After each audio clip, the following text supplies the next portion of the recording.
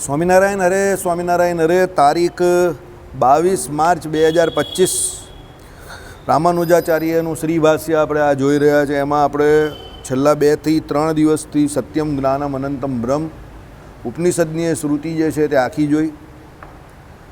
2 દિવસ તો ફક્ત એનું આપણે વિવેચન જોયું કે ભાઈ એ કેવી રીતે સત્યમ જ્ઞાનમ અનંતમ બ્રહ્મ આપણે સમજવાનું છે અને રામાનુજ વેદાંત પ્રમાણે એનો અર્થ શું થાય છે પણ આપણે એક કરીને સત્યમનો અર્થ, જ્ઞાનમનો અર્થ અને અનંતમનો અર્થ જોયો. હેલ્મેટ નીચે મૂકી દો, હેલ્મેટ નીચે મૂકી દો. બરાબર, એટલે એ પ્રમાણે આપણે સત્યમ જ્ઞાનમ અનંતમ બ્રહ્મ એનો અર્થ જોયો.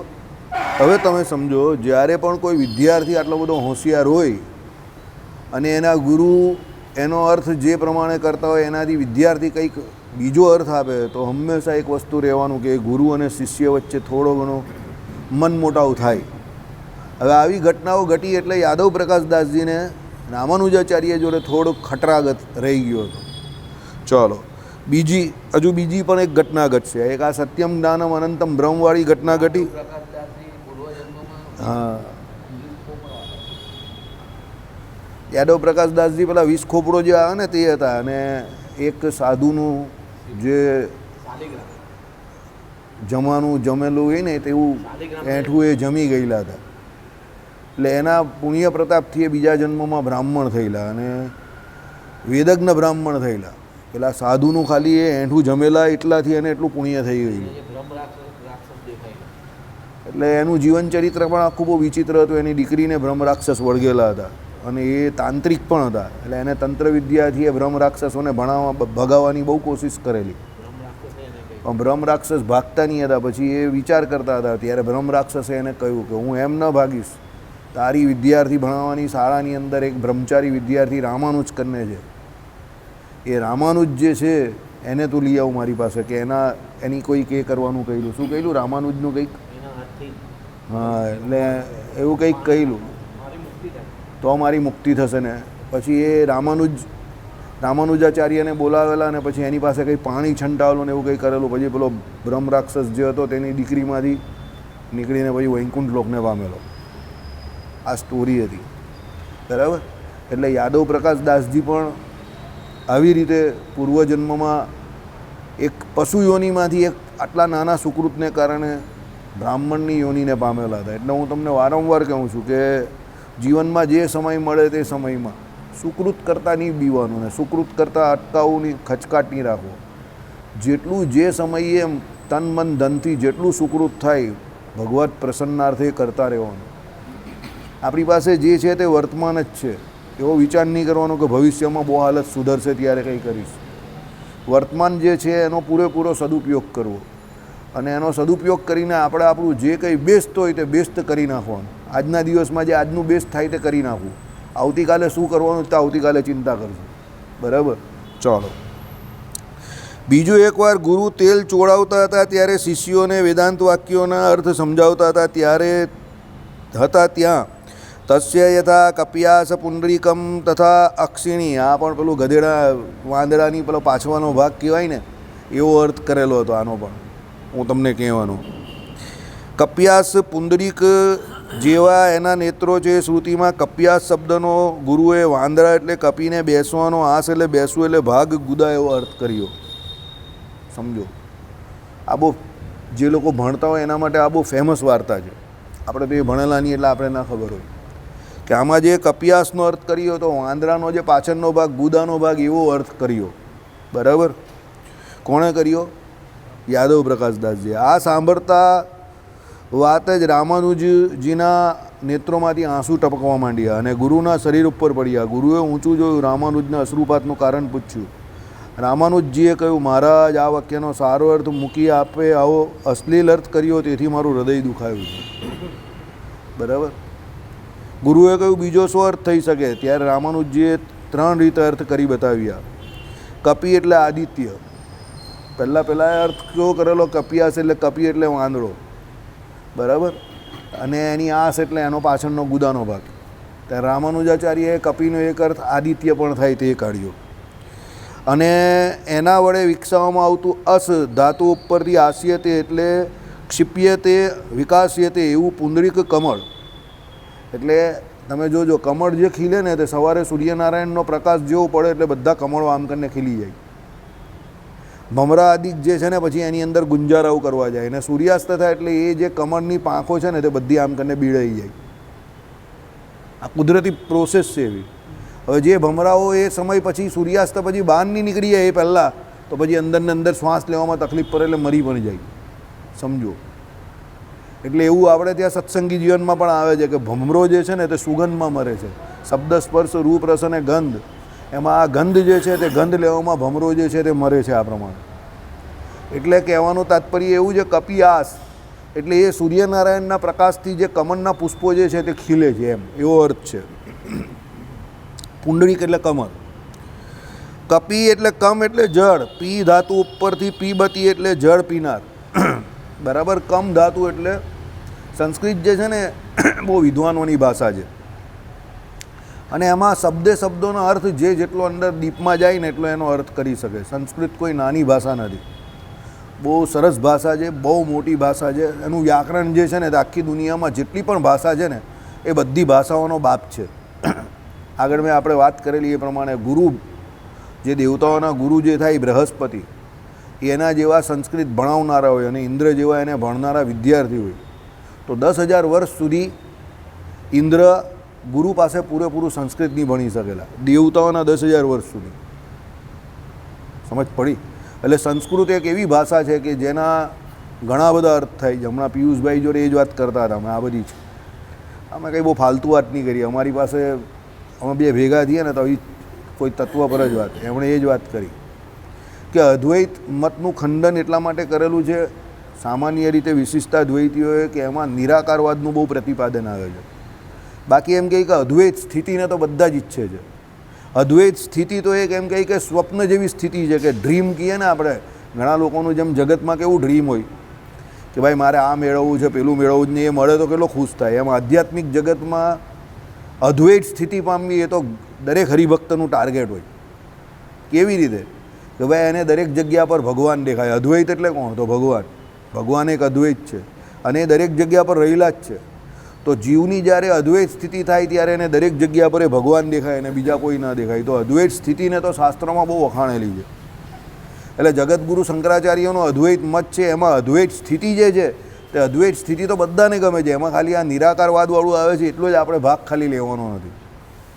હું કાયમ 2 વર્ષ 1.5 વર્ષ પહેલાં પણ આ સભામાં એ જ કહેતો હતો કે નિર્વિકલ્પ સ્થિતિ કેવું કે અદ્વૈત સ્થિતિ કેવું. એ અદ્વૈત સ્થિતિ કે નિર્વિકલ્પ સ્થિતિ એને તમે ગાળ આપો કે તમે એનું ખંડન કરો તો એવો યોગ્ય વાત નથી.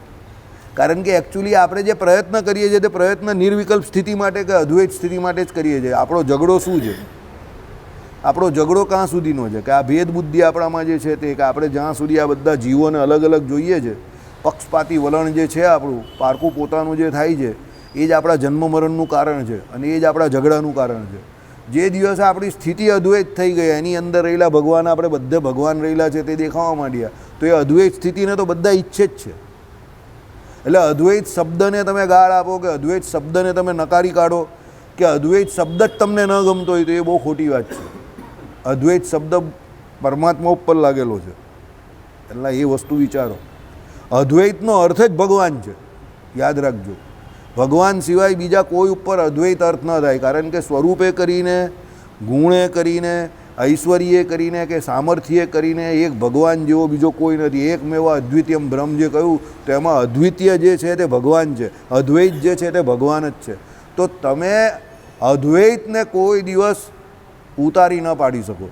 કારણ કે અદ્વૈત તો પરમાત્મા પુરુષોત્તમ નારાયણ પોતે જ છે અને એમાં દ્વૈતપણું સંભવતું જ નથી. ભગવાન પોતે પણ બીજા ભગવાન પેદા નહીં કરી શકે. સમજો? ના કરી શકે. એટલે ભગવાન તો સામર્થ્યવાન છે પણ એવું એમણે કર્યું નથી. એના અવતારો થાય તે બી મૂળ રૂપમાંથી થાય અને પાછા મૂળ રૂપમાં સમાઈ જાય છે. એ પ્રમાણેની જ રીત પ્રણાલિકા એમને બનાવેલી છે. બરાબર. પણ શું છે, તમારી બુદ્ધિ જે છે ને એને વિકાસ કરવાની બહુ જરૂર હોય. હા, જેમાંથી બધા નરાકાર થયા છે એને નિરાકાર, એનો અર્થ પણ એવો કરેલો છે નિરાકાર. એક જગ્યાએ આણે જ મોકલેલો એક વખત આ અર્થ કે જેમાં રમેશભાઈ ઓજાએ, કે જેમાંથી બધા નરાકાર થયા છે તે નિરાકાર એમ. એટલે અર્થો જે છે સંસ્કૃત ભાષા બહુ ડેપ્થવાળી છે, એમાં તમે કોઈ એક અર્થ પકડીને ઝઘડો કર્યા કરો તો એનું કોઈ નિરાકરણ નહીં આવે. સમજો, એના ઘણા બધા અર્થો થાય છે અને બુદ્ધિનો વિકાસ કરવાની બહુ જરૂર છે. વાતે વાતે સંકુચિત બુદ્ધિએ લડ્યા કરો તેનો કોઈ મતલબ નથી. જો આ કપિયાસ શબ્દનો અર્થ યાદવ પ્રકાશ દાસજી જેવા નોલેજેબલ વ્યક્તિ હોય ને એની જોડે આ બધા પ્રોબ્લેમ્સ થતા હોય તો આપણે તો કંઈ એટલી કંઈ ખબર જ નહીં પડતી. બરાબર. એટલે શું કહ્યું કે કબ એટલે શું? જળ પીનાર. અને એવું કમળનું નાળ એટલે દાંડો, એના ઉપર બેઠેલું આસ એટલે બેસવું ધાતુ ઉપરથી, એવું પુંડરીક કમળ. સમજો, પુંડરીકનો અર્થ તો પુંડરીકાક્ષ થાય જ ને. ભગવાન નારાયણના આંખ કોના જેવા છે? તો કમળપત્ર જેવા નેત્ર જેના છે તે, કમળદળ એના જેવા જેના નેત્ર છે તે. એટલે પુંડરીકનો અર્થ તો આ જ થાય છે. બરાબર. એટલે શું કહ્યું કે ભાઈ એ પ્રમાણે કમળનું નાળ એટલે દાંડી, એના ઉપર બેઠેલું આસ એટલે બેસવું એ ધાતુ ઉપરથી, એવું પુંડરીક કમળ. ક હવે ત્રીજો અર્થ, ક કહેતા જળ, એમાં અપાસ્યતે એટલે પ્યાસતે એટલે રહે છે, એટલે અપીવત્તાસ એટલે બેસવું રહેવું ઉપરથી જે પુંડરીક કમળ. આ ત્રણ અર્થ સાંભળી તો ગુરુ છક થઈ ગયા, પણ એમના હૃદયમાં આ વખતથી ઈર્ષ્યા અને દ્વેષના ઊંડા મૂળ બાજ્યા. અમે હમણાં પહેલાં વાત કરી દે, તમે હોશિયાર જો, તમે સ્ટ્રોંગ છો તો લોકો જે છે તે તમારી જોડે ખોટી ખોટી દુશ્મનાવત કરશે, ઈર્ષ્યા કરશે. કારણ કે ઘણી વખત શું હોય, ઘણા લોકો જે કામ મહેનતથી કરતા હોય એ બીજો કામ આરામથી કરી નાખતો હોય, ઈઝથી કરે. રોહિત શર્માની મેં તમને વાત કરેલી એ પ્રમાણે કે એની પાસે વધારે પડતો સમય એવું લાગે છે, એ જે હિટ કરે છે તે બહુ ઇઝીલી કરે છે એવું લાગે, તો બીજાને ઈર્ષ્યા થાય. બટ નેચરલ છે કે ભાઈ આપણે નહીં કરી શકતા એટલે ઈર્ષ્યા થાય, પણ એમાં ઈર્ષ્યા નહીં કરવાની. સમજો, અમે લોકો જે અમારી જનરેશનના જે લોકો છે, અમને મોબાઈલ નહીં ફાવતો એટલો. તમારી જનરેશનના લોકો મોબાઈલમાં ફટાફટ 5 મિનિટમાં કામ કરી નાખે છે, તો એ ઈર્ષ્યા કરવાનો કોઈ મતલબ નથી. એમાં ઈર્ષ્યા શું કરવાની? તમે લોકો તમારી સેન્ચુરીની, એ મોબાઈલ આખી શોધ જ તમારી સેન્ચુરીની છે, અમારી સેન્ચુરીની છે જ નહીં. સમજો, બરાબર. તો એ તમે કરી શકો છો, બેટર કરી શકો છો, તો એ કામ તમને સોંપી દીધું, તમે કરો એ. સમજો, એમાં ઈર્ષ્યા કરવાની કોઈ જરૂર નથી. તો અમુક કામ એવો હોય કે જે આપણાથી કોઈ બીજો વ્યક્તિ હોય તો નેચરલી સારી રીતે કરી શકતો હોય, એનો એમાં હાથ બેઠેલો હોય. સમજો, એમાં ઈર્ષ્યા નહીં કરાય, એમાં એને એનો સપોર્ટ લેવાય અને એની પાસે શીખાય. તમે એને ખોટો ચિતરવાની વાત કરો કે એને નીચો પાડવાની વાત કરો તો એ મજબૂત માણસ હશે ને તો એવું તો તમે કરી નહીં શકવાના. ઉલટી તમે તમારો સમય બગાડો છો અને પબ્લિકનો સમય બગાડો છો. એ એનું કામ કરતાં તો અટકવાનો નથી, એનું કામ તો કરવાનું જ છે. રોહિત શર્માને લોકોએ કેટલી બધી ગાળો દીધી, આમ કરી નાખ, તેમ કરી નાખ, ફલાવે. એણે કેપ્ટનશીપ છોડી, એણે ક્રિકેટ છોડ્યું, ઉલટાનો એક બીજો કપ લાવીને મૂકી દીધો એણે. સમજો, કારણ કે મજબૂત માણસ જે છે ને એની એ નિશાની જે છે કે એ જેટલો અંદર જાય એટલો જલ્દી પાછો બાઉન્સ બેક બી થશે. એ કુદરતી હોય, નેચરલ હોય. દરેક વ્યક્તિ આ કામ નથી કરી શકતા, એગ્રી. પણ દરેક વ્યક્તિ એવા પણ નથી હોતા કે જે બીજાના કહેવાથી બેસી જાય કે એનું પોતાનું કામ છોડી દે. સમજો, એ એનું કામ કરતા જ રહેશે. બરાબર. એને કંઈ ફરક નહીં પડતો કે કોણ મારા વિશે શું કહે છે. એની એક લાઈન એણે એની દોરેલી છે, એ લાઈન પર એ ચાલવાનો જ છે, એને કોઈ રોકી નહીં શકે. રામાનુજાચાર્ય પણ એવી એક વ્યક્તિ હતા, એને એનું કામ ખબર હતી કે મારે શું કામ કરવાનું છે, એટલે એ એના હિસાબે જ ચાલતા હતા. એટલે એમણે ગુરુને કહી દીધું આ પ્રમાણે. એટલે ગુરુને ઈર્ષ્યા થઈ કે આ મારાથી સારું કેવી રીતે અર્થ કરી શકે છે. પણ બને એવું, ઘણી વખત એવું બને કે ગુરુ કરતાં શિષ્ય વધારે હોશિયાર હોય. તમારા 11-12 સાયન્સની જ મેં વાત નહીં કરેલી, જે ભણાવતા હોય તે MSc હોય. હવે એ લોકો જ તમને ફિઝિક્સ, કેમેસ્ટ્રીને ભણાવે, બાયોલોજી. સમજો, એ બધા MSc વિથ બોટની કે બાયોલોજી હોય. તમે બધા એન્જિનિયર થઈ ગયા તો એ લોકો કરતાં તમારો સ્ટડી વધી ગયો, BE થઈ ગયા. કારણ કે તમને બધાને એન્જિનિયરિંગની ડિગ્રી મળી, BTech થયા, BE થયા, જે કંઈ થયા તે. એ બિચારાઓ તો સાયન્સ ગ્રેજ્યુએટ થયા કોઈ પણ હિસાબે. તો એ લોકો કરતાં તો તમે લોકો બધા વધારે હોશિયાર થઈ ગયા, વધારે ભણેલા થઈ ગયા. સમજો, તો હવે તમારી ઉપર પછી 10 વર્ષ પછી તમને મળે તો એણે ઈર્ષ્યા નહીં કરવાની હોય, એણે ઉલટી ગર્વ મહેસૂસ કરવો જોઈએ કે અમે લોકોએ જે 11-12માં આ છોકરાઓને ભણાવ્યું એમાંથી કેટલા બધા સ્ટુડન્ટ આજે અમારા કરતાં વધારે ભણ્યા. આજે મારો મિત્ર છે, પેલો ડૉક્ટર બનેલો છે, તો અમારી સ્કૂલના કોઈ પણ સાહેબ એની પાસે જાય તો એ પહેલાં કન્સલ્ટિંગ નહીં લઈને, એ સાહેબ જેવા હોસ્પિટલમાં આવે એની રૂમમાં, કન્સલ્ટિંગ રૂમમાં આવે એટલે એને પગે લાગે. બધા જ સાહેબને, કોઈ પણ સાહેબ અમારી સ્કૂલના જઈ દો, અને ફી કોઈની પાસે નહીં લઈ. સાહેબ બિચારા રડવા જેવા થઈ જાય.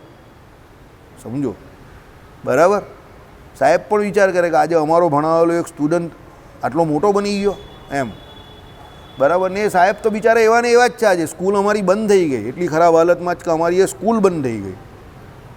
અમારી એ સ્કૂલના જે સાહેબો રિટાયર થયા તે અત્યારે આફ્ટર રિટાયરમેન્ટ 15-20 હજારમાં નોકરી કરે છે. એટલી ખરાબ હાલત છે એ લોકોની, એટલે એટલી સામાન્ય હાલત છે, સમજો. અને એ સ્ટુડન્ટ એમના આજે કાના કાં નીકળી ગયા, તો એ શું કરી શકે એ લોકો? એમાં એ લોકોના વખતે એટલી ઇકોનોમી પાવરફુલ નહીં હતી, સમજો. ભારતની ઇકોનોમી પણ જોઈએ ને, એ લોકોના વખતે એટલા પગાર નહીં હતા, એટલે એ લોકોના એટલા પેન્શન પણ નથી આવતા. હવે એ લોકોએ એ લોકોનું કામ તો કર્યું ને, તો વિદ્યાર્થીની એ ફરજ બને છે કે ભાઈ એવા જે કોઈ સાહેબ છે તો કોઈ મજબૂત છે તો એવા લોકોને જરા એવા સાહેબોને આર્થિક રીતે કે બીજી રીતે મદદ કરે. અને સાહેબ છે એની ફરજ એ છે કે એ ઈર્ષ્યા નહીં કરે, તો બંનેનું કામ ચાલશે. કારણ કે એ તો રહેવાનું એટલે રહેવાનું. આપણે એ જેમ જનરેશન ફરે, જેમ સમય ફરે, એમ ઘણી બધી વસ્તુ ફરવાની છે, સમજો. તો એ ચેન્જ તમારે એક્સેપ્ટ કરવો પડે. તમે ચેન્જને એક્સેપ્ટ કરો ને તો ચેન્જ વિલ ચેન્જ યુ. એ તમને ચેન્જ કરીને કોઈ બીજાને મૂકી દેશે એની જગ્યા પર. એટલે ચેન્જ જે કોઈ થાય એને એકોર્ડિંગલી એક્સેપ્ટ કરો ને આગળ વધો જીવનમાં. ઈર્ષ્યા નહીં કરવાની. એક વસ્તુ યાદ રાખજો, તમારાથી હોશિયાર માણસ છે, તમને ખબર પડે તો એની જોડે દોસ્તી કરો, બરાબર. એક બહુ જૂની ફિલ્મનો ડાયલોગ છે, અગર દુશ્મન अपने से ज़्यादा होशियार हो तो उसके साथ दोस्ती कर लो, अपनी उम्र बढ़ जाएगी. समझो. એટલે જે વ્યક્તિ હોશિયાર છે તેને સ્વીકાર લેવો કે હોશિયાર છે, એમાં રેઝિસ્ટન્સ નહીં રાખો. હોશિયાર છે તો હોશિયાર છે, એ હોય બટ નેચરલ હોય. મેં તમને શું કહ્યું, એ નેચરલ છે, એ વસ્તુ નેચરલ જ છે. હોશિયાર હોવી એ નેચરલ બાબત છે. તમે મહેનત કરી શકો, સમજો, તમે માહિતી મેળવી શકો, પણ તમે હોશિયાર નહીં બની શકો. તમે તમારા અનુભવથી મહેનત કરી શકો, હું ના નહીં પાડતો, સમજો. તમારી પાસે ઘણી બધી માહિતી તમે ભેગી કરી શકો ગૂગલ બાબાની મદદથી, પણ તમે હોશિયાર નહીં બની શકો. હોશિયાર હોવું એ જીવનું લક્ષણ છે, કારણ કે જ્ઞાન શક્તિ એ જીવનું લક્ષણ છે. તમે હોશિયાર ક્યારે બની શકો કે જ્યારે તમારા કર્મો દ્વારા અંદર બેઠેલા પરમાત્મા રાજી થશે ને, અને એ પરમાત્મા ઈચ્છાશક્તિ, ક્રિયાશક્તિ ને જ્ઞાન શક્તિના પ્રેરણા, કાલે આપણે જોયું એ પ્રમાણે એ પરમાત્મા તમારી પર રાજી થશે તો તમે હોશિયાર થઈ જશો. બાકી તમે જાતે ગમે એટલી ગૂગલ બાબાની મહેનત કરીને ગમે એટલું કરવા જાઓ, નહીં હોશિયાર થાય તે નહીં જ હોશિયાર થાય. એને માહિતી મળે. એ ખાલી શું કરે, માહિતી મેળવીને કોઈ જગ્યા પર એની વાત મૂકી શકે, પણ એ વાતને ક્યાં ઇમ્પ્લિમેન્ટ કરવી, સમજો, કે એને કેવી રીતે રજૂ કરવી, એ હોશિયારીનું કામ છે. એ ન કરી શકે. એ ઉદાહરણ આપી શકશે પણ એને સમજાવી નહીં શકશે, સમજો. કેમ? એ હોશિયારી મેળવતા એને ઘણો સમય, હોશિયાર હોવું જીવનું લક્ષણ છે, બરાબર. અને એ હોશિયાર ક્યારે થશે કે ઘણી બધી આવી માહિતીઓ અને આવા ઘણા બધા ઉદાહરણો પર એ કામ કરશે, એ બાબતમાં આગળ જશે ધીરે ધીરે ધીરે ધીરે, તો એક દિવસ એ હોશિયાર કહેવાશે. એ પ્રોસેસ છે આખી. હોશિયાર બનવાની પ્રોસેસ છે. ઓવરનાઇટલી કોઈ હોશિયાર નહીં બની જતો એમ.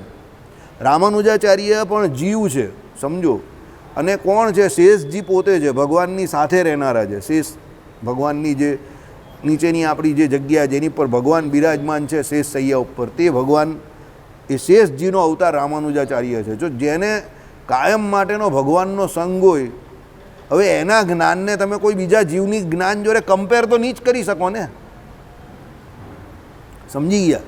એટલે આવા વ્યક્તિ જે કોઈ હોય એ જોવાના તમારે. એવા ઘણા બધા વ્યક્તિ હોય કે જેનું ટેલેન્ટ હોય તે નેચરલ ટેલેન્ટ હોય. હવે એ કામ એ કરી શકે જ તો એને કરવા દેવું, એ કામ એ કરી શકે જ. મેં તમને ન કહ્યું, અમારા ઘરમાં અમારા બાપા જેવું ભજન કોઈનાથી નહીં થતું, અમારી આખી પેઢીમાં કોઈથી નહીં થયું. મારા દાદાને બી મંદિર આવવું પડતું હતું, પણ મારા બાપાને મંદિરની પણ જરૂર નહીં પડે. એ કોઈ પણ જગ્યા પર ભજન કરી શકે છે, સમજો. હવે અમે એમની પાસેથી પ્રેરણા લીધી, ઘણું બધું અમે કરીએ છીએ, પણ એના જેવું તો અમે નહીં જ કરી શકતા, એ અમે એડમિટ કરીએ છીએ.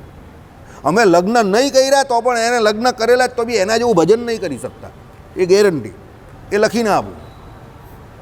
પણ અમને એની ઈર્ષ્યા નથી કે એ કેમ કરે છે. અમે ઉલટી એને મદદરૂપ થવાની આખી જિંદગી કોશિશ કરી કે ના ભાઈ તમે તમારું ભજન કરો, અમે તમને મદદરૂપ થઈએ. ચાલો, એના કોર્ટના કેસમાં પણ હું જતો હતો ને મારા કોર્ટના કેસમાં પણ હું જ જાઉં છું. સમજો કેમ? મને ખબર છે કે આ કામ એનું નથી, એ નહીં કરી શકવાના ને હું કરી શકીશ, એટલે હું જાઉં છું. આઈડિયા આવી ગયો કહેવાનો મતલબ? પણ મને એ પણ ખબર છે કે એ ઘરમાં બેસશે તો એ ટાયલા નહીં કરે, એ ભજન જ કરશે. તો એને ભજન કરવા દઈએ ને આપણે. હવે આ જે મેં એને ફેવર કરીને, સમજો કે એને હું ભજન કરવા દઉં છું, એને હું વેપારમાં કે વ્યવહારમાં ઉતારતો નથી, એટલે એ એના ભજનથી ભગવાન જે રાજી થશે તે એની પર તો રાજી થશે જ, પણ મારી પર પણ રાજી થઈ જાય. એ ઇનડાયરેક્ટલી ભગવાન મારી પર પણ રાજી થાય છે. એ મારો વ્યવહાર ને મારો વેપાર સરળ બનાવે છે. આ નહીં ખબર પડતી આપણે, કારણ કે હું એનો વેપારને વ્યવહારમાં સરળ કર્યો ને તો એ મારો વ્યવહાર પણ સરળ કરે છે. સમજો? પણ આપણે એ લાઈન ખબર નહીં પડતી. આપણે બધા છગન ભુજબલ બની જઈએ છીએ. આપણે શું હિસાબ કરવા જઈએ કે એ આટલું કામ, હું આટલું કામ કરું તો એ કેમ નહીં કરે, એમ કરીને ઘરમાં હિસાબ કરવા જઈએ. યાદ રાખજો, ઘરમાં કોઈ દિવસ ભાઈઓ જોડે કે મા બાપ જોડે કે કોઈની જોડે હિસાબ કરવા નહીં બેસતા. ઘર તૂટી જશે. સમજજો, કોઈ એક કામ કરે છે તો એને એ કરવા દો, તમે બીજું કામ કરો. કોઈ ત્રીજું કામ કરે તો એને એ કરવા દો. તમે એને ફોર્સ નહીં કરો કે આ હું કરું છું એટલે તું પણ કર. સમજજો, ઘર તૂટી જશે. તમે જે કરો તે તમે કરો ને એ જે કરે છે એને કરવા દો, તો ઘર ટકી રહેશે. અને મેં તમને આગળ પણ કહેલી કે જે ઘરમાં 50 વર્ષ સુધી કે 55 વર્ષ સુધી ભાઈઓ ભેગા રહેતા હોય, સમજી લેવાનું કે એ ઘરના માણસો સારા માણસો છે. સીધી વાત. સારા માણસને ઓળખવાની બેસ્ટ રીત. અને જે ઘરમાં 25 વર્ષે ભાઈઓ છૂટા પડી જાય એટલે સમજી લેવાનું કે જય સ્વામિનારાયણ, કંઈ બોલવું નથી મારે. સમજો, 25 વર્ષે તમે કઈ રીતે છૂટા પડી જાઓ, એટલે તમારા હિસાબમાં જ ભૂલ છે કશે ને કશે. આઈડિયા આવી ગયો? કારણ કે તમારા મા બાપે તમને એવા કોઈ સંસ્કાર નહીં આપ્યા, કે તમને પહેલેથી એવા સંસ્કાર જ આપ્યા કે એ લોકો મોટા થઈને ઝઘડો કરશે એટલે પહેલેથી જુદા જ પાડી દો. સમજો? એટલે પ્રોબ્લેમ ત્યાંથી જ શરૂ થઈ ગયો છે કે તમારા મા બાપે જ તમને એવું શીખવાડ્યું કે જુદા થઈ જવાનું, ઝઘડા થશે. પણ મા બાપે તમને એવું શીખવાડ્યું હોય કે ના 3 ભાઈ છે કે 2 ભાઈ છે, ભેગા જ રહેવાનું છે, અમે જીવીએ ત્યાં સુધી તો ભેગા જ રહેવાનું છે, અને ભેગા રહેશો તો જ બરાબર રહેશો, એમ શીખવાડ્યું હોય તો ભેગા રહેવાની પેલા લોકો કોશિશ કરે તો ભેગા રહેશે. સમજો? અને ભેગા રહેશે તે એમને એમ ભેગા નહીં રહેવાતું, બધા પોતપોતે કંઈ ને કંઈ કોઈ જગ્યા પર સમાધાન કરતા હશે. સમજજો? એક વધારે કમાતો હશે તો એક વધારે કામ કરતો હશે, એક ઘરનું કામ કરતો હશે તો એક બહારનું કામ કરતો હશે, તો જ પેલા લોકો 50-55 વર્ષ સુધી ભેગા રહી શકતા હોય. હરીફાઈ કરવા જાય કે આ તો પેલો વધારે કમાય છે, આ તો ઓછું કમાય છે, તો ઓછું કમાવાવાળાને પણ એટલા જ લાભ મળે છે, પણ એ કામ વધારે કરે છે ને બીજું, એ તો જો. એટલે એમાં હરીફાઈ નહીં કરવાની. સમજો? અને આ હરીફાઈ કોણ કરે ખબર? લુચ્ચા ને તુચ્ચા લોકો જ કરે કે હું વધારે કમાઉં છું તો મારો લાભ વધારે હોવો જોઈએ, આ તો ઓછું કમાય એટલે એને લાભ ઓછો મળવો જોઈએ. બસ આ લુચ્ચાઈ ને તુચ્ચાઈ આવ્યું એટલે ઘર છૂટું. જય સ્વામિનારાયણ. પતી ગઈ વાત. હા, આટલું કરે ને હું આટલું રહી ગયો એટલે પૂરું થઈ ગયું. સમજી ગયા? આ નિશાની છે, યાદ રાખજો. એટલે 50, 55, 60 વર્ષ સુધી આ તમારા કાઠિયાવાડમાંથી જે અહીંયા આવેલા જૂની પેઢીના લોકો, અને 50, 55, 55, 60 વર્ષ સુધી એક રસોડામાં 30, 40 જણા જમતા હતા. એમાંથી 10 જે મેઇન હોલ્ડર હતા એ 10-10ના અલગ અલગ જગ્યા પર અલગ અલગ બંગલાઓ જે બન્યા, એનું કારણ મેઇન આ હતું કે એ લોકો સમથી અહીંયા રહ્યા એક છત નીચે. આજે 40-40માંથી જે 10 મેઇન હોલ્ડર હતા તે 10-10 4-4ને લઈને બેસે, તે 10-10ને એક બંગલા હશે સુરતમાં. જે સુરતના પ્રોપર પબ્લિક જે છે ને એના નહીં હશે, એ લોકોના નાના નાના ફ્લેટો હશે. જોઈ લો, તમારા બંગલા હશે જમીન હાથે, પેલો સુરતના જે સુરતી લોકો જુદા પડ્યા ને એ લોકોના નાના નાના ફ્લેટ હશે. એનું કારણ આ છે કે તમે લોકોએ જે ધંધો કર્યો, જે કર્યો તો બધા ભેગા મળીને કર્યો. એક છતની નીચે 10 છોકરા રહેતા હોય, 4 છોકરા રહેતા હોય, 5 છોકરા રહેતા હોય, ફવઈનો માસીનો બધાને લાવતા જ ગયા અહીંયા. તમે ધંધા મોટા કર્યા, એને કારણે શું થયું? 10 છૂટા પડ્યા તો એ 10-10ના બંગલા થઈ ગયા. ને સુરતીઓ છૂટા પડ્યા તો પેલો બાપ નોકરી કરતો હોય, એકને કહી કે તારે પછી નોકરી કરવાની, પેલાને કહી તું ચાલ્યો જામ, પછી 50-50 હજાર રૂપિયાની એને લોન લઈ ને પછી હપ્તા ભર્યા કરે ને બિચારાઓ ફ્લેટમાં રહેતા થઈ જાય. લગ્ન થાય કોઈના આમ તે તો બધાને બોલાવે, પેલો એક મને આવે, એક કા મને આવે, પેલો કે આપણે વહેલા જવાની જરૂર નથી, આપણું થોડું છે, આપણે શું લેવા દેવા. પતી ગઈ વાત. જય સ્વામિનારાયણ. દુનિયા કેવી છે, તમે જેવું વિચારો એવી જ છે. આપણે શું લેવા દેવા, તો પછી તમને શું લેવા દે, એવી જ છે. તમે એવો વિચાર કરો કે ના આપણે એને બરાબર કરવી છે તો બરાબર થઈ જશે. યાદ રાખજો, યુગના ધર્મ કંઈ હોતા નથી. આપણે તમને કહ્યું એ પ્રમાણે, એ તો વેન અને પેલો સહસ્ત્રાર્જુન એ બધા સતયુગમાં હતા, એ સતયુગને બગાડી નાખેલો, સમજો. અને ગોપાલ સ્વામી આદિક સંતો કળિયુગમાં થઈ ગયા, અને કળિયુગમાં સતયુગના ધર્મો પડાવ્યા લોકો પાસે. શ્રીજી મહારાજ વખતે પંચવર્તમાન પાડતા હતા ને બધા 200 વર્ષ પહેલાં જ. કળિયુગ જ હતો ને ત્યારે કા સતયુગ હતો, બરાબર. એટલે યુગના ધર્મને રડિયા નહીં કરવાનું, સમજજો. Charity begins at home. સારા બનવું છે તો પોતે સારા બનીને એક્ઝામ્પલ સેટ કરો. લીડર બનવું છે તો પોતે leader should fight from the front. પોતે લડીને ફ્રન્ટથી કરો. પછી તમે ખાલી મોટા મોટા ઉપદેશ આપ્યા કરો ને ચોપડા ફાડ્યા કરો ને પોતાના આચરણમાં કંઈ હોય નહીં. એ ગાડી બહુ વધારે એ સંઘ કાશીએ નહીં પહોંચે, બીજે પહોંચે કરો, બરાબર. ચાલો, જય સ્વામી નારાયણ. એટલે આ પ્રમાણે અર્થ કર્યો. હવે જે અર્થ ઉપર જણાવેલો અર્થ વાક્યકારે કર્યો છે. ત્રણેય અર્થ એકતા કરીને વેદાંત સંગ્રહમાં રામાનુજાચાર્યએ ભગવાનને ગંભીરાંબ એટલે ઊંડા જળમાં ઉગેલું, સુવાળા નાળવાળું, સૂર્યના કિરણથી વિકસેલું એવું પુંડરીક, એના દળ જેવા નિર્મળ અને લાંબા છે, નેત્ર જેના એવું વિશેષણ લગાડ્યું છે. અમરકોશમાં પુંડરીકમ સીતાંબોજમ. તમે કાકા આમ રાખો ગરદન, મને પેલી લાઇટની એ નહીં આવતી અહીંયા. સીતાંબોજમ એમ ધોળા કમળને પુંડરીક કહ્યું છે એમ શંકા કરી.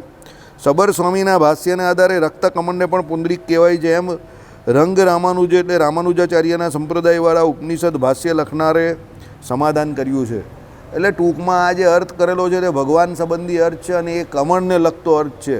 વાંદરાના પીછવાડાનો અર્થ થતો નથી. આ યાદવ પ્રકાશ દાસજીએ જે વાંદરાના પીછવાડા જેવો અર્થ ભગવાનના મુખારવિંદ વિશે કરેલો એ અર્થ ખોટો છે, બરાબર.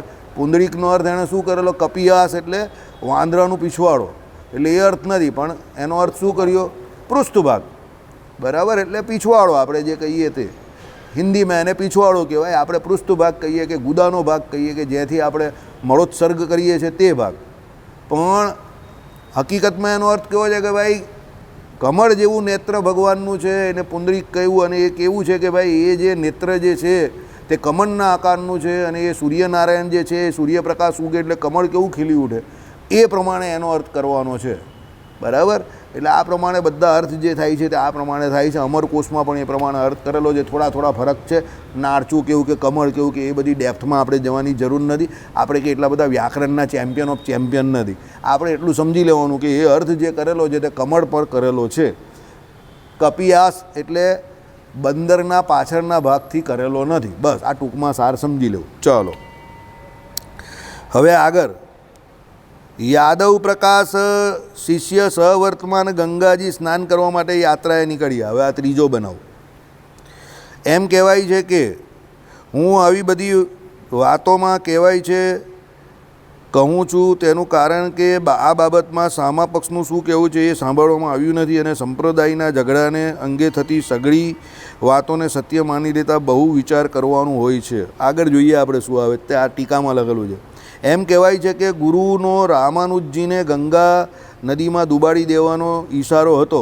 ગમે તેમ હો, પણ રામાનુજજીના મામાના દીકરા ગોવિંદારીય જે યાદવ પ્રકાશના શિષ્ય મંદિરમાં હતા તેમણે ગુરુનો આવું હેતુ છે એ રામાનુજને રસ્તામાં કહ્યું. એટલામાં એવું બન્યું કે આંધી ચડી, ગાજવીજ થઈ, વરસાદ પડ્યો અને રામાનુજ એમના ગુરુ વગેરે યાત્રાળુઓ થકી છૂટા પડી ગયા. ગુરુએ ધાર્યું હશે કે વગડામાં રામાનુજનો હિંસક પ્રાણીઓએ વિનાશ કર્યો હશે, પણ ભક્તના સંકટ વિદારવા હંમેશા તત્પર એવા પ્રભુ આ ભક્તની વહારે ધાયા. ભગવાન અને લક્ષ્મીજી વ્યાઘ્ર અને વ્યાઘ્રપત્ની એટલે ભીલ ભીલડીનો વેશ લઈ રામાનુજની સમક્ષ આવી ઊભા અને એમને કાંચી નગરીનો રસ્તો બતાવ્યો. એટલું જ નહીં પણ અલ્પકાળમાં એમને એ નગરીની સમીપ મૂકી દીધા. એટલે કહેવાય એવું છે, આ વાત એવી છે કે ભાઈ અમુક માને છે, અમુક નહીં માનતા. સંપ્રદાયમાં ઝઘડો થઈ જાય એટલે અમુક માને છે ને અમુક નહીં માનતા. પણ વાત એવી છે કે ભાઈ યાદવ પ્રકાશદાસજી અને એ બધા એમના શિષ્યોને લઈને જ્યારે ગંગાજીમાં સ્નાન કરવા ગયેલા ત્યારે એમના કોઈ શિષ્યને એમણે કહ્યું કે રામાનુજજીને તમારે ડૂબાડી દેવાના. પણ રસ્તામાં ચાલતા ચાલતા જતા હતા તો રામાનુજના મામાના દીકરા જે હતા ગોવિંદારિયા, એને ખબર હતી એટલે એણે રામાનુજને કહી દીધું આ પ્રમાણે કાનમાં. અને જતા જતા ત્યારે રસ્તામાં તોફાન આવ્યું અને રામાનુજાચાર્ય પેલા બધા જે શિષ્યો હતા એનાથી છૂટા પડી ગયા અને જંગલમાં જ અટવાઈ ગયા. જંગલમાં અટવાય એટલે પેલા યાદવ પ્રકાશદાસજીને થયું કે આ તો તાળે પાણીએ ખસ નીકળી ગઈ, આપણે કંઈ કરવાની જરૂર ન પડી. જંગલમાં જે કોઈ વાઘ સિંહ આ બધા જે છે તે ખાઈ જશે આને, બરાબર. એટલે એ ભાઈ એની મસ્તીમાં હતા કે ભાઈ આવું થયું થઈ જશે એમ. પણ એવું થયું નહીં. ભગવાન લક્ષ્મીજી અને નારાયણ એ ત્યાં આવી ગયા, પ્રગટ થયા ને એમને કાચીપુરીનો રસ્તો બતાવ્યો. અને એટલું નહીં પણ કાચીપુરી સુધી છોડી પણ દીધા. એટલે કાંચીમાં રામાનુજાચાર્યનું પેલું જે બહુ મોટું સ્થાન જે છે તે આજે પણ છે.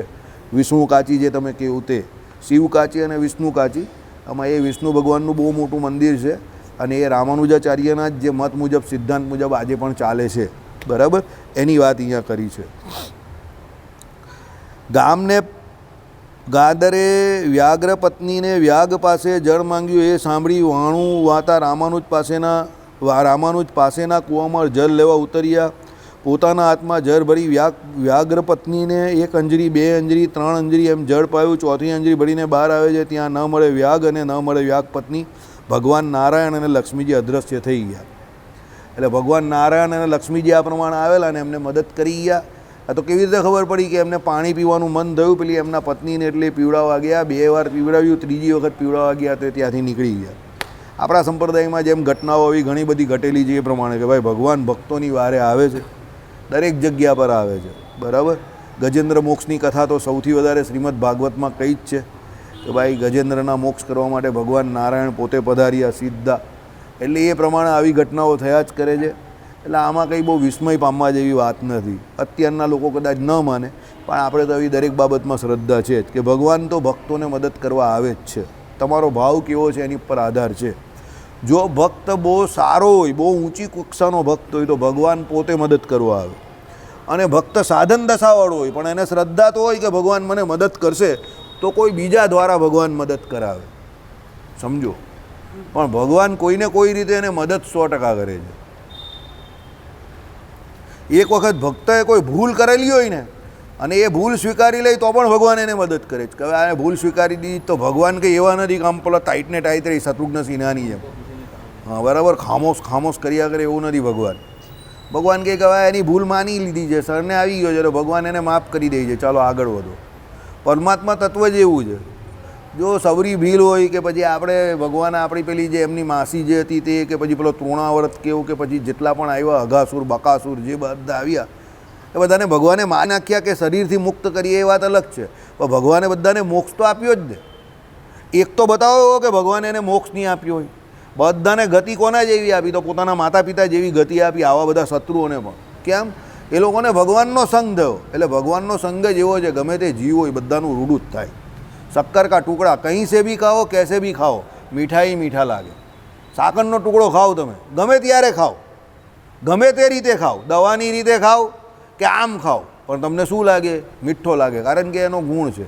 એમ ભગવાનનો ગુણ છે. કયો ગુણ? બધાનું હિત કરવું. સર્વ જીવ હિતાવહાય. દરેક જીવનું ભગવાને હિત જ ઈચ્છે છે. એ પછી એની પૂતના માસી એને દૂધની જગ્યા પર ઝેર પીવડાવવા આવે કે પેલા અગાસુર બકાસુર જે કંઈ છે એ બધા ભગવાનને મારવા આવે. પેલો સકટની અંદર ભગવાન આવેલા ફટડીને કીક મારી ભગવાને, આખું સકટ જ ભંગ થઈ ગયું ને પેલો મરી ગયો. તૃણાવર્ત તો તે ભગવાનને ઉપર લઈ ગયો. ભગવાન કહે કે એ હેલિકોપ્ટર કી સવારી કરને કે લીએ લે આયા. એને બી ભગવાને ફૂટબોલ કરી નાખ્યો. બધા રમકડા મોકલતા હતા ને કંસમામાં, પહેલાં ઢીંગલી મોકલી. કોણ ઢીંગલી? પૂતના. એને તોડી નાખી ભગવાને. પછી આવ્યો પેલો કોણ? સક્ટાસુર આવ્યો. એ સક્ટાસુર એટલે ભગવાન રમકડું મોકલેલું, નાની પેલી રમવાની આવે ને નાના છોકરાઓ માટે, તે ભગવાને એ પણ તોડી પાડી. પછી હેલિકોપ્ટર મોકલું, તૃણાવર્ત હેલિકોપ્ટર, એ ઉપર લઈ ગયો ભગવાનને. ભગવાને એને પણ ફૂટબોલ કરી નાખ્યો, તોડી ફોડીને મેદાન બધાને ભગવાને પહોંચાડી દીધા. એટલે કોઈ છોકરા, અમુક છોકરા તોફાની હોય, તમે એને કોઈ પણ રમકડું આપો એ તોડી જ નાખે, સમજો. તો ભગવાન એવા તોફાની છોકરા હતા, બધા રમકડા તોડ નાખ્યા. પણ એમનો વિશેષ શું હતો? જેટલા રમકડા તોડ્યા એ રમકડાને બધાને કાં મોકલી આપ્યા? પોતાના ધામમાં મોકલી આપ્યા. કારણ કે ભગવાનનો સંગ એવો છે, સમજો. એટલે આપણે ભગવાનનો મહિમા આ રીતે ગાવાનો છે કે ભાઈ ભગવાનનો સંગ જે છે તે એવો છે, અચ્છાનું ભગવાન સારું જ બધાનું સારું કરે છે, તો આપણું પણ સારું જ કરશે. ભજન કરે એનું ભગવાન સારું જ કરે છે, એમ કરીને ભગવાનના દરેક ભક્તનો મહિમા ગાવો, અવગુણ કોઈનો લેવો નહીં. ચાલો, ઘેર આવીને રામાનુજજી ટાઈમ થાય એટલે કહેજો ભાઈ આજે ટાઈમ બદલાઈ ગયો, 8:45 આરતી છે, એ હિસાબે એડજસ્ટ કરજો. ઘેર આવીને રામાનુજજી શ્રી યામુનાચાર્યના પ્રિય શિષ્ય કાંચીપૂર્ણની સાથે કાંચી નગરીમાં શ્રી વરદરાજ એટલે વિષ્ણુ ભગવાનની સેવામાં જોડાયા. એ મૂર્તિનું નામ વરદરાજ છે. તમે લોકો જે જોઈને આવ્યા તે અશોકભાઈ ઉઠી જાઓ, ઉઠ જાગ મુસાફિર બોલો, બરાબર. એ વરદરાજ ભગવાનની મૂર્તિ છે, જે ભગવાન વિષ્ણુની મૂર્તિ છે તે, બરાબર. એની સેવામાં જોડાયા, પાણી ભરવાનું કામ કરવા માંડ્યું. એ સેવા બધી રામાનુજાચાર્ય જાતે કરતા હતા, પાણી ભરવાનું કામ કરવા માંડ્યું. એમની અનન્ય ભક્તિ અને અપૂર્વ બુદ્ધિની વાતો શ્રીરંગજીમાં શ્રી યામુનાચાર્યને કાને પહોંચી. યામુનાચાર્યને ભાઈ ખબર પડી કે ત્યાં કોઈ સારી સેવા કરવાવાળો વ્યક્તિ છે, તે આ જ છે. યાદ રાખજો, તમે નહીં બોલો પણ તમારું કામ બોલે. માણસ નહીં બોલતો, એનું કામ બોલે જ. આજે નહીં ને કાલે. Work is never silent. કામ કોઈ દિવસ સાયલન્ટ નહીં હોતું. તમે ગમે એટલા સાયલન્ટલી કામ કરો, રાંદેર મંદિરમાં તમે ઉત્સવ રાખો, તમે ગમે એટલું સાયલન્ટલી કરો, તમને એમ કે કોઈ વધારે નહીં કહેવું, પણ જે આવવાના છે તે આવી જ જાય. અને તમે જોજો બધા મોડેલ એવા દેખાય, તમને થાય કે આ બધાને કોઈને બોલાવેલાની આ કાંથી આવી ગયા બધા. અશોકભાઈ કે 40-50% લોકોને તો આપણે ઓળખતા જ નથી, આ બધા ક્યાંથી આવી ગયા. મેં વર્ક ઇઝ નેવર સાયલન્ટ. યાદ રાખજો, તમે જે કરો છો એ તમને કદાચ નહીં ખબર કે શું કરો છો, પણ બીજાની નજર એની પર છે જ કે તમે શું કરો છો. અને સૌથી પહેલાં કોની નજર છે? ભગવાનની નજર છે જ કે તમે શું કર્મ કરો છો, શું કામ કરો છો. Work is never silent. સમજી ગયા? એટલે કામ કરતા જ રહેવાનું. કામ જે છે ને એનો જવાબ ગમે ત્યારે કર્મફળ પ્રદાતા ઈશ્વર જ આપશે. એની ચિંતા નહીં કરવાની કે મારા કામને કોઈ જાણતું નથી કે ને કોઈ મને ઓળખતું નથી ને એ બધી ચિંતા કરવાની નહીં. એ બધી કમજોર માણસની નિશાની છે કે મારા કામની ઓળખાણ થાય, આઈડેન્ટિટી થાય, એ જોડે મારી ઓળખાણ થાય, મને નામ થાય, મારી ઓળખાણ થાય. એ બધા કેવા માનસિક રીતે બીમાર લોકોનું કામ છે કે મને લોકો આ રીતે ઓળખે, પેલી રીતે ઓળખે, મને દુનિયા આમ યાદ રાખવી જોઈએ અને તેમ યાદ રાખવી જોઈએ. એમ ઘણા લોકો નહીં કહેતા કે મને દુનિયા આમ યાદ રાખવી જોઈએ. અરે ભાઈ, તને દુનિયા યાદ રાખે. હવે જાની ભાઈ કોઈને યાદ નહીં રાખતી તો તને કોણ યાદ રાખે? સમજ? એટલે એ બધો ટાઈમ પાસ નહીં કરવાનો ને ટાઈમ બગાડવાનો નહીં. એ બધું પોતાને યાદ રાખે ને એની પાછળ બહુ નામ કરવાના ચક્કર માટે કામ નહીં કરવાનું. ભગવાન રાજી થાય એ પ્રમાણે જેટલું થાય એટલું કરીને છૂટા થઈને નીકળી જવાનું. બોજ નહીં રાખવાનો કોઈ કે આમ કરીશ તો આમ થશે ને આમ કરીશ તો આમ. બધી બહુ મોટી મોટી ગણતરી નહીં રાખવાની. આ કરવાનું છે, કરીને છૂટા થાવ, આગળ વધો. બરાબર.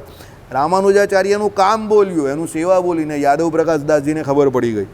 શું કે ભાઈ પુરાણમાં જે શેષાવતાર આચાર્ય થવાની ભવિષ્યવાણી છે તે આ પુરુષમાં સિદ્ધ થવાની છે, એમ એમના અંતરમાં, એમના અંતરાત્માને લાગ્યું. હવે એને ખબર પડી, તું આયા નહીં, લાયા ગયા હે.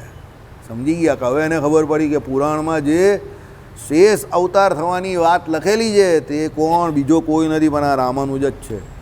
હવે એને કેટલો પશ્ચાતાપ થયો છે કે મેં એને આટલું બગાડી નાખવાનું કે મારી નાખવાનો પ્રયત્ન કર્યો. સમજો? બરાબર. એટલે કોઈ વ્યક્તિના કાર્યને કે કોઈ વ્યક્તિને જેનું જે થવાનું એ થવાનું જ છે. એને રોકવાનો કે દબાવવાનો ખોટો પ્રયત્ન કોઈ દિવસ કરવો નહીં. તો બરાબર, એ કંઈ થવાનું નહીં તમારાથી કે મારાથી, કોઈનાથી. પેલો વિષ્ણુ પુરાણમાં એક ડાયલોગ હતો ને, જીસ ફૂલ કો ખીલના હે વો ખીલ કે હી રહેગા. કોઈ ગમે એટલા પ્રયત્ન કરે. પ્રહલાદજી હતા, એને જે જગ્યા પર પહોંચવાનું તે પહોંચીને જ રહ્યા. હિરણ્યકશુપુએ કેટલા પ્રયત્ન કર્યા, એને કંઈ થયું? કંઈ થતું નથી. એટલે કોઈને વિશે કોઈ પણ એવો હઠાગ્રહ કે દુરાગ્રહ રાખવો નહીં. આપણે આપણું કામ કર્યા કરવાનું, જે જેનું કામ કરે એને કરવા દેવાના. ચાલો, તે ઉપરથી એમના દર્શન લેવા શ્રી વરદરાજની સેવાને નિમિત્તે એ કાંચીપુર પધાર્યા. કાંચીપુર ગયા હવે રામાનુજાચાર્યને મળવા માટે. બરાબર. બાનું બાજુ શું કર્યું? વરદરાજની સેવા માટે.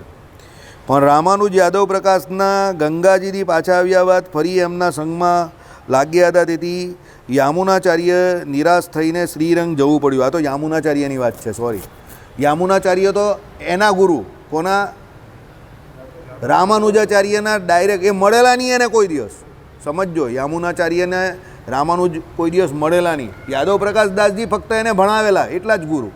પણ યામુનાચાર્ય એમના દીક્ષી જે એને આપણે જે એના કામ પૂરા કરેલા ને એ પરંપરાગત ગુરુ જે છે તે યામુનાચાર્ય. એટલે યામુનાચાર્ય પણ આ હિસાબે એને મળવા ગયેલા. કોને? રામાનુજાચાર્યને, પણ એને મળેલા નહીં.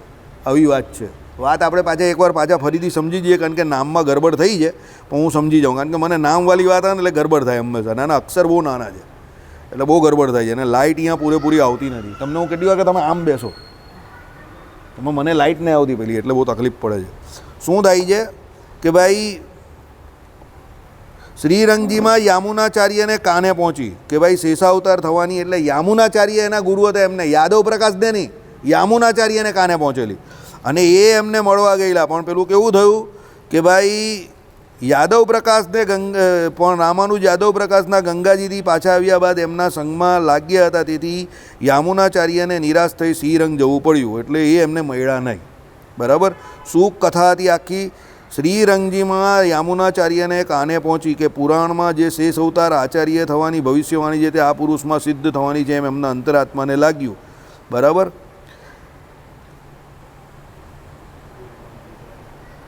ઘેર આવીને રામાનુજજી શ્રી યામુનાચાર્યના પ્રિય શિષ્ય કાંચીપૂર્ણની સાથે કાંચી નગરીમાં શ્રી વરદરાજ વિષ્ણુ ભગવાનની સેવામાં જોયા. એટલે એ કાંચીપૂર્ણ એમાં નગરીમાં સેવામાં જોડાયેલા, અને શ્રીરંગમાં યામુનાચાર્ય હતા, એટલે એને એ ખબર પડી, એટલે એને મળવા આવેલા, પણ મળી શકેલા નહીં. આ કહાની છે. બરાબર. ચાલો, એટલે યાદવ પ્રકાશ દાસજી નહીં, પણ યામુનાચાર્ય. શ્રીપતિમ શ્રીધરમ સર્વદેવી